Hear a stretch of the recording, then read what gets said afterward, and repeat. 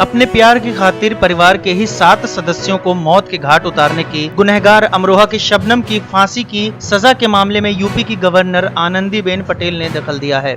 शबनम की फांसी की सजा को मानवीय आधार पर उम्र कैद में बदले जाने की मांग को लेकर दाखिल इलाहाबाद हाईकोर्ट की महिला वकील सहर नकवी की अर्जी को गवर्नर ने नियम के मुताबिक विचार करने के बाद उचित फैसला लेने के लिए यूपी सरकार को ट्रांसफर कर दिया है। गवर्नर के निर्देश का लेटर यूपी के कारागार विभाग के प्रमुख सचिव को भी भेजा जा चुका है।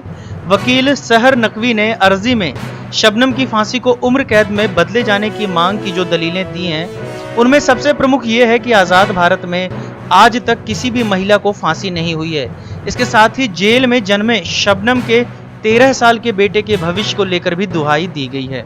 इलाहाबाद हाईकोर्ट की महिला वकील सहर नकवी ने पिछले दिनों यूपी की गवर्नर आनंदीबेन पटेल को लेटर भेजकर अपने ही परिवार के 7 सदस्यों को मौत के घाट उतारने के मामले में दोषी करार दी गई शबनम की फांसी की सजा के मामले में दखल देते हुए उसे उम्र कैद में तब्दील किए जाने की अपील की थी। सहर नकवी की इस अर्जी को गवर्नर आनंदीबेन पटेल ने नियमों के मुताबिक विचार करते हुए उचित फैसला लेने के लिए यूपी सरकार को भेज दिया है। गवर्नर सचिवालय ने इस बारे में सूबे के कारागार विभाग के प्रमुख सचिव को इस बारे में औपचारिक लेटर भी भेज दिया है। लेटर में साफ तौर पर लिखा हुआ है कि प्रमुख सचिव वकील सहर नकवी की अर्जी में उठाए गए बिंदुओं का अवलोकन कर उस पर कानून के मुताबिक उचित फैसला लें। गवर्नर के विशेष सचिव बद्रीनाथ सिंह ने मामला यूपी सरकार को ट्रांसफर किए जाने की जानकारी वकील सहर नकवी को लेटर के जरिए भेज दी है। गौरतलब है कि अमरोहा जिले के बावनखेड़ी गांव की रहने वाली शबनम अपने पड़ोस में काम करने वाले सलीम से बेपनाह मोहब्बत करती थी। शबनम के घर वालों को ये रिश्ता मंजूर नहीं था। शबनम को जब ये लगा कि घर वालों के रहते वो अपनी मोहब्बत की मंजिल तक पहुंचने में कामयाब नहीं हो पाएगी, तो उसने प्रेमी सलीम के साथ मिलकर अप्रैल 2018 में माता पिता, 2 भाई, भाभी और दुधमुहे भतीजे के साथ ही परिवार के 7 सदस्यों का गला रेतकर सभी को मौत के घाट उतार दिया था। पुलिस जांच में शबनम के कारनामों का खुलासा हुआ था। वारदात के वक्त शबनम गर्भवती थी और उसने जेल में ही एक बच्चे को जन्म दिया था। शबनम इन दिनों यूपी की बरेली जेल में बंद है। उसे और आशिक सलीम दोनों को ही फांसी की सजा का ऐलान हो चुका है। ज्यादातर जगहों से दोनों की अर्जियां खारिज हो चुकी हैं। फांसी की सजा से बचने के लिए दोनों के पास बहुत कम रास्ते बचे हैं। ऐसे में हाईकोर्ट की महिला वकील सहर नकवी की शबनम की फांसी की सजा बदलवाने की मुहिम कितना कारगर साबित होगी, इसका फैसला तो वक्त करेगा।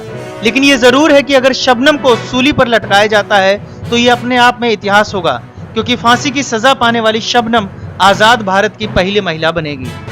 देखिए, जब ये मामला बड़ा मेरे संज्ञान में आया, मैंने देखा, न्यूज़ भी देखी, टीवी में भी देखा, तो मुझे ऐसा फील हुआ कि जब हिंदुस्तान के इतिहास में कभी ऐसा नहीं हुआ कि किसी महिला को फांसी हुई हो। तब मैंने माननीय राज्यपाल महोदय को इस पर एक पत्र लिखा। तो मेरे पत्र पे 23 दिनांक 23/2/2021 को मैंने पत्र लिखा, तो उस पर अब जवाब आया मुझे। जब अब जवाब रिसीव हुआ तो रिलीफ था, उसमें अच्छा खासा रिलीफ दे दिया है उन्होंने। प्रमुख सचिव कारागार को उन्होंने डायरेक्शन दे दिया है, इस पर ऑर्डर कर दिया है, उसको डिसाइड करने विधि के अनुसार उसको डिसाइड करने का आदेश दे दिया है। तो ये एक बड़ा अचीवमेंट था और मुझे बहुत खुशी है कि मैं सक्सेस हो पाई, कामयाब हो पाई किसी लेडीज को न्याय दिलाने में। न्याय, देखिए, प्रक्रिया ये है कि जब नहीं हुई है आज तक ऐसी चीजें, तो होना भी नहीं चाहिए।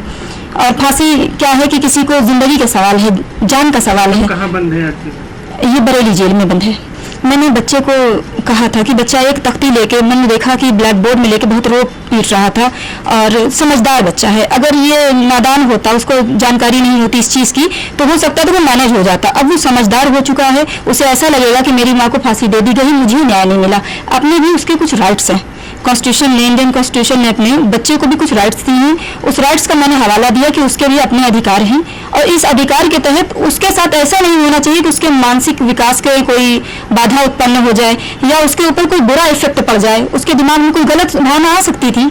इसलिए मैंने उसको बेस बनाते हुए न्याय की गुहार लगाई। न्याय जहाँ तक मुझे प्राप्त हो चुका है, ये मैंने इस चीज़ को मेंशन किया है कि कल को बच्चे पे लांछन लगाया जाएगा, लोग ताने मसले करेंगे, तो वो जी नहीं पाएगा चैन से और उसके दिमाग पे भी असर पड़ सकता है, करियर पे भी बुरा असर पड़ेगा। किसी के करियर पूरी जिंदगी के लिए, आज इस औरत को फांसी हो जाएगी, चलिए मान लिया कि हो जाएगी, उसने अपराध किया, मानते हैं, लेकिन अगर इस सजा को मैंने यही मांग की है कि आजीवन कारावास में अगर बदल दिया जाए तो उसके बच्चे के मानसिक विकास पे या उसके करियर पे बुरा असर नहीं पड़ेगा, यही मांग की है हमने। तो प्रमुख सचिव कारागार इसको जो है डिसाइड करेंगे, आदेश होगा? जी, उनके लिए आदेश हो चुका है, वो डिसाइड करेंगे इसे।